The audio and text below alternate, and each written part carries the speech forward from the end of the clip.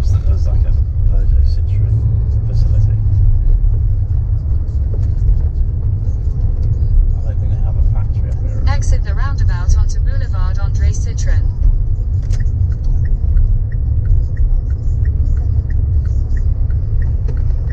It's a good sign though, that the name's called André Citroen. In 100 meters, at the roundabout, take the first exit.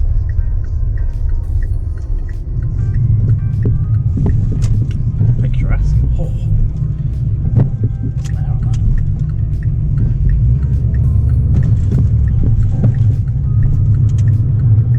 Oh, I In see 100 Citroens. meters, your Yeah, destination that's a good will be sign. on the That right. says Citroen there, so this must be it. Yeah. Conservatoire access. Your or something. destination is on the right. I guess we park in here. I think it might be quite quiet today. Yeah. The Citroen Conservatoire is located northeast of Paris and houses the official Citroen Heritage Collection. Despite being open over 20 years, it was invite only, but over the last couple of years has been freely open to the public. It costs €11 each to get in and is open Tuesday to Saturday.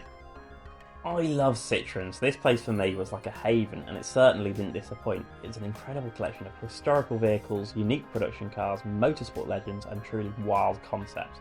Many I remember from my childhood, and many I've not seen anywhere else. So the museum covers the whole history of Citroen, so let's start at the beginning. Citroen was created in 1919 by André Citroen. The museum houses a replica of André's office and Citroen's first car, the Type A. They were subsequently followed up with an array of pre-war vehicles such as this three-seater and the Rosalie, and surprisingly to me, a number of vehicles sporting the modern-day Citroen nomenclature, such as C4 and C6. Perhaps this C4 Roadster is the spiritual ancestor to my C4 Coupe. The success of this original C4 made Citroen the biggest European car manufacturer at the time.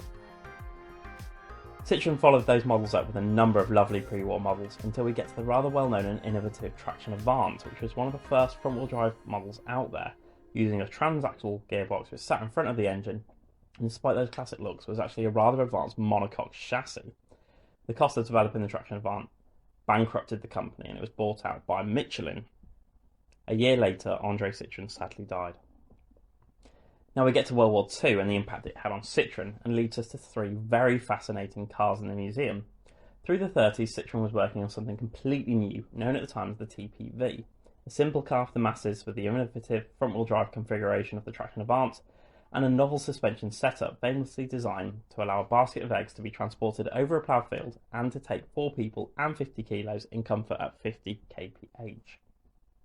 That car, of course, later became the De Cheveux, or 2CV.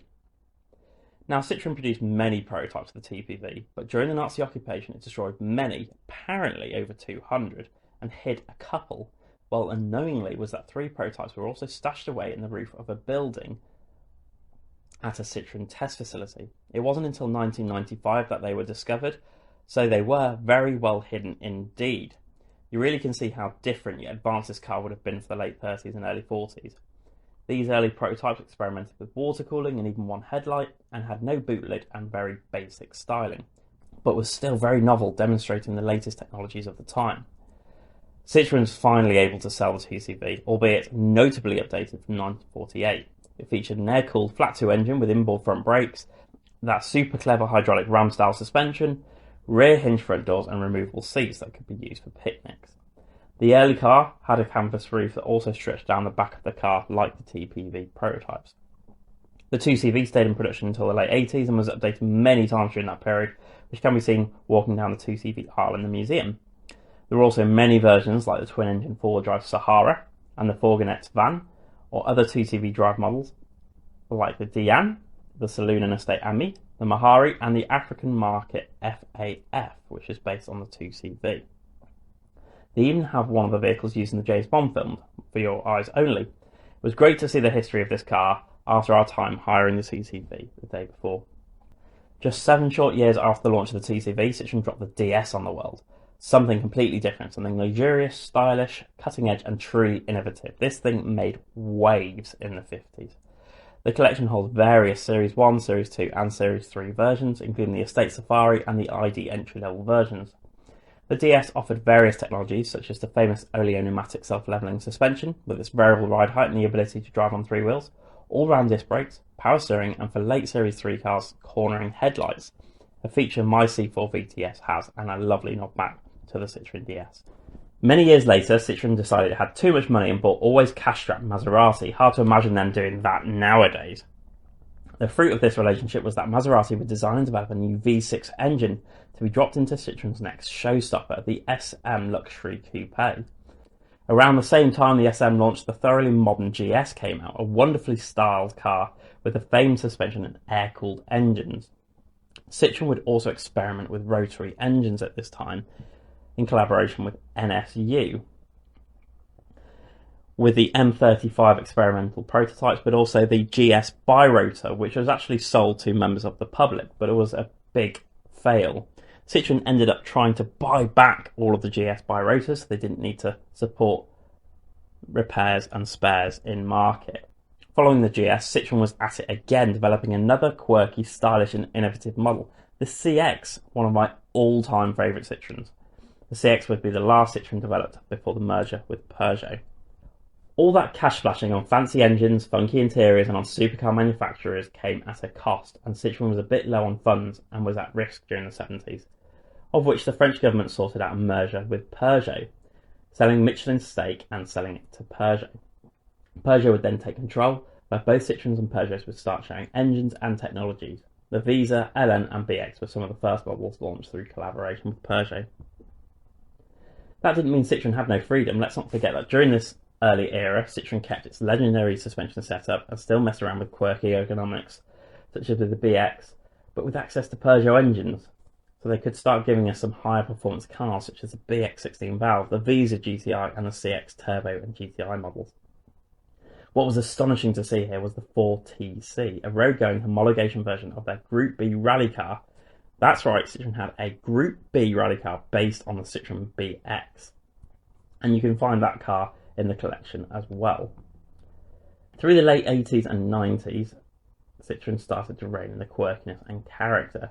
The AX, ZX and Xantia were good cars, but a lot tamer. The diesel versions were incredibly popular, the ZX 16 valve was very powerful for the time, and the Xantia did come with the super agile and clever Activa version with its active suspension.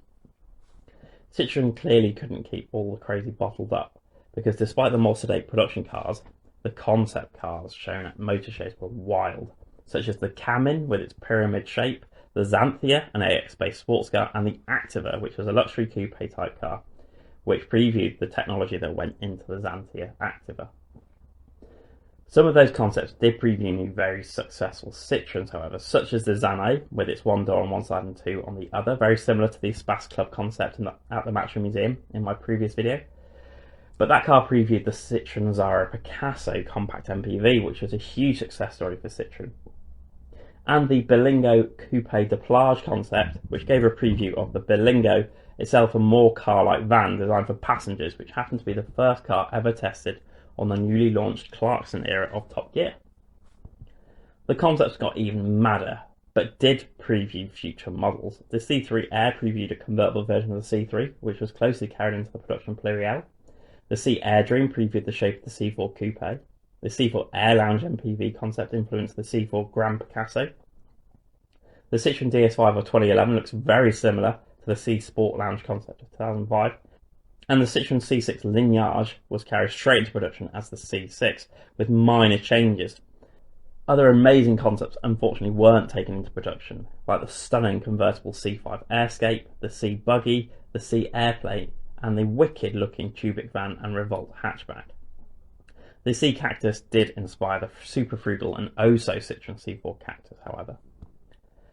DS Automobiles is a spin-off of Citroen and does get some coverage in the museum with a wide range of DS models, including some China-only ones such as the DS6 and DS4 hatchback. The DS Divine concept was also present, which is an incredible looking thing. A DS7 is also the latest presidential vehicle, alongside various other historical Citroens, of which the exact vehicles can be found in the museum. I haven't of course covered Citroen's famous motorsport Lignage yet. Now, most people are familiar with the huge success Citroen had in rallying with the Zara C4, DS3 and C3, but Citroen also participated in the Dakar Rally with wildcards linked to the ZX, the Group B BX rally car I mentioned earlier, and various other motorsport versions of the Saxo and the DS and other Citroens. For the DS and the SM, the novel suspension setup made it surprisingly capable and robust on rough surfaces, which was great for rallying, of course. And hidden in plain sight was this other rally Citroen SM, which seemed to have a cut-off rear end. I do not know much about this car, so if you do, please comment.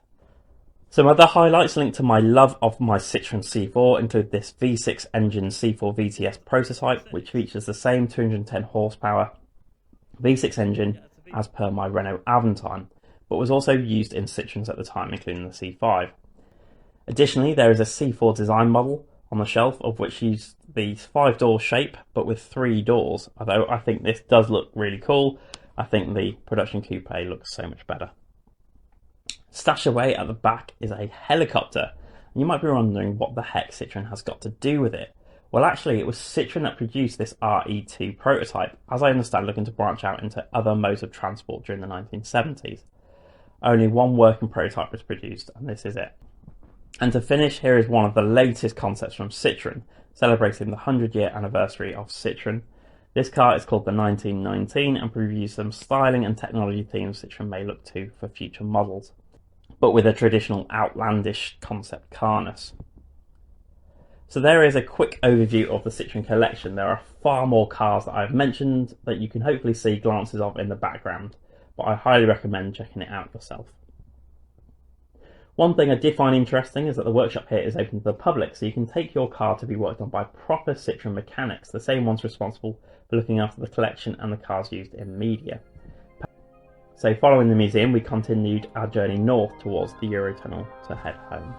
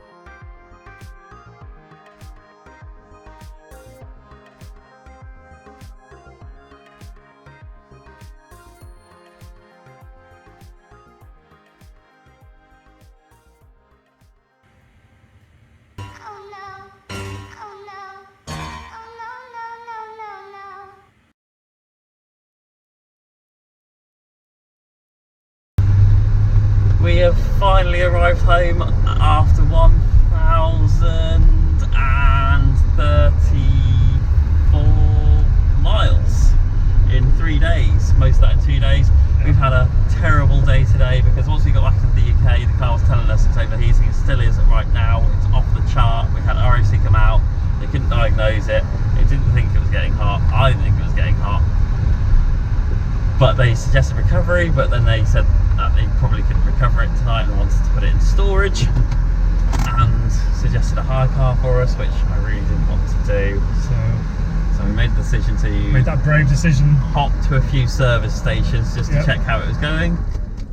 Everything seemed okay. So we carried on and we carried on and we made it about 2.5 hours later than we intended, because we were faffing around for a long time working out what to do, waiting for ROC. The fans are still going now. You can probably hear them because it thinks the car's overheating, so the fans have been on constantly for the last 2.5 hours.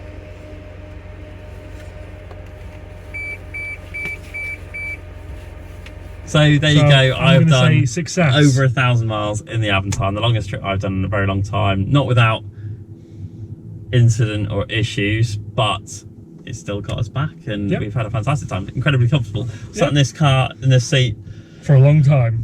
I don't know, probably like hours and hours, 25 hours maybe. As much as that, maybe 5, 6 hours. 12, probably like 20 hours, if not more, and I still feel pretty fresh, to be honest. Yeah, So yeah, very same comfortable car. Yeah. All right, It's been emotional. Yeah, it's been emotional, but it's been fantastic. We've done everything we wanted to, and we've made it. So, yeah, thank you for watching. Thank you, Avantime.